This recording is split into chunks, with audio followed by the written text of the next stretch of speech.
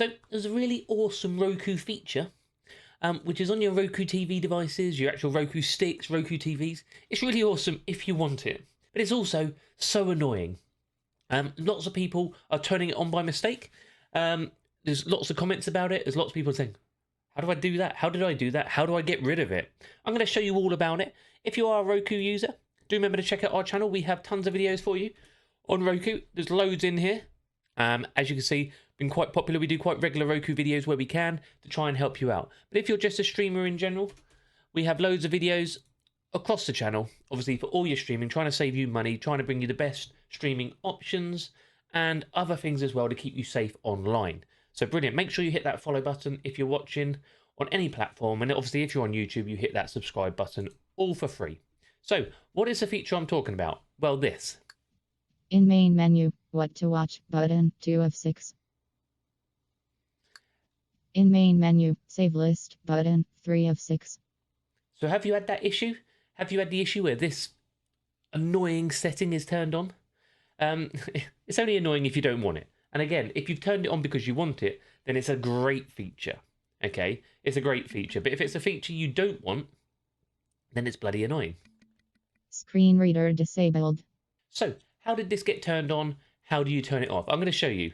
I'm going to mute my device so it doesn't talk to you all the way through this. So, in your settings, what you will notice, under accessibility, you have a mode which is screen reader. Okay?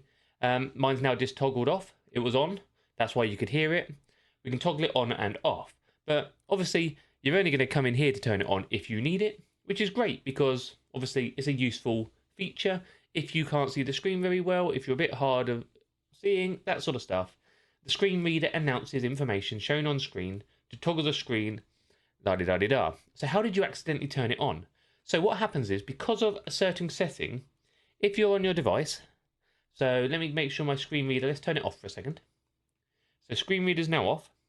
When you're on your home screen, if you accidentally push your star button, if you hit it 4 times... Screen reader enabled. In main menu, home, button, 1 of 6. The screen reader turns on. So you can toggle it on and off there. But obviously, people are turning it on by mistake, which is obviously getting to people and they don't know how they've done it and they don't know how to turn it off. So this comes in your settings.